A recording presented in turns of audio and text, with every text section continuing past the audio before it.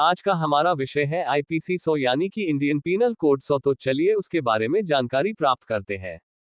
IPC धारा 100 भारतीय दंड संहिता की धारा 100 के अनुसार शरीर की निजी प्रतिरक्षा के अधिकार का विस्तार पूर्ववर्ती धारा में वर्णित बंधनों के अधीन रहते हुए हमलावर की स्वेच्छा पूर्वक मृत्यु कारित करने या कोई अन्य क्षति कारित करने तक है, यदि वह अपराध जिसके कारण उस अधिकार के प्रयोग का अवसर आता है एतस्मिन् पश्चात निम्न प्रगणित भांतियों में से किसी भी भांति का है, अर्थात ऐसा हमला जिससे यथोचित रूप से यह आशंका कारित हो कि अन्यथा ऐसे हमले का परिणाम मृत्यु होगा। ऐसा हमला जिससे यथोचित रूप से आशंका कारित हो कि अन्यथा ऐसे हमले का परिणाम घोर क्षति होगा। बलात्कार करने के आशय से किया गया हमला, प्रकृति विरुद्ध काम तृष्णा की तप्ति के आशय से किया गया हमला, व्यपहरण या अपहरण करने के आशय से किया गया हमला। इस आशय से किया गया हमला कि किसी व्यक्ति का ऐसी परिस्थितियों में अनुचित रूप से प्रतिबंधित किया जाए जिनसे उसे यथोचित रूप से यह आशंका कारित हो कि वह अपने को छुड़वाने के लिए लोक प्राधिकारियों की सहायता प्राप्त नहीं कर सकेगा। तेजाब फेंकने का कार्य या प्रयास करना जिससे यथोचित रूप से आशंका कारित हो कि अन्यथा ऐसे कृत्य का परिणाम घोर क्षति होगा। आपराधिक कानून संशोधन अधिनियम 2013। क्या होती है भारतीय दंड संहिता की धारा 100? भारत के हर नागरिक का भारत पर बराबर का अधिकार होता है और इसी अधिकार के अनुसार भारत के हर नागरिक की सुरक्षा का दायित्व भारत की सरकार या स्थानीय सरकार पर होता है।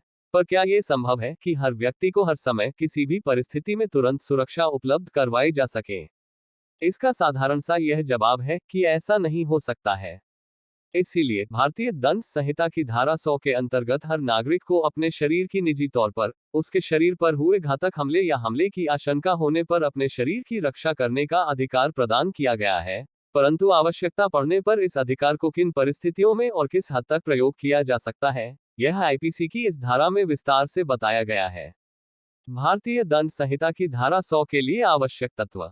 यह धारा एक प्रकार के अधिकार की बात करती है जिसके अनुसार कोई व्यक्ति निजी प्रतिरक्षा के लिए किसी अन्य व्यक्ति की मृत्यु का कारण तक हो सकता है। इस धारा के अनुसार वे स्थिति इस प्रकार है जब कोई व्यक्ति अपनी निजी प्रतिरक्षा के लिए किसी अन्य व्यक्ति की मृत्यु का कारण बन सकता है। पहला, ऐसा हमला जिससे युक्तियुक्त रूप से यह आशंका कारित हो कि अन्यथा ऐसे हमले का परिणाम मृत्यु होगा। दूसरा, ऐसा हमला जिससे युक्तियुक्त रूप से आशंका कारित हो कि अन्यथा ऐसे हमले का परिणाम घोर उपहति होगा। तीसरा, बलात्कार करने के आशय से किया गया हमला।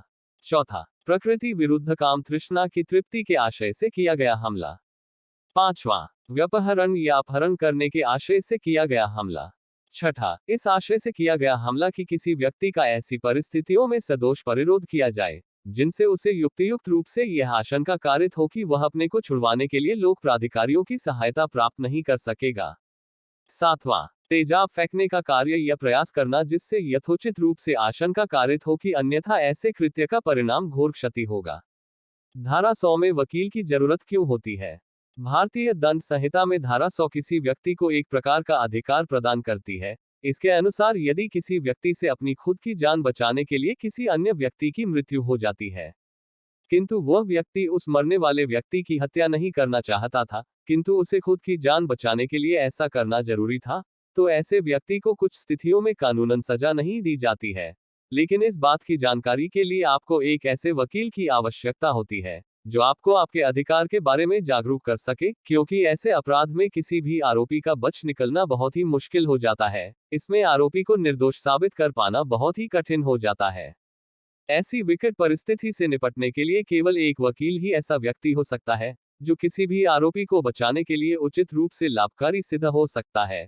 और अगर वह वकील अपने क्षेत्र में निपुण वकील है तो वह आरोपी को उसके आरोप से मुक्त भी करा सकता है।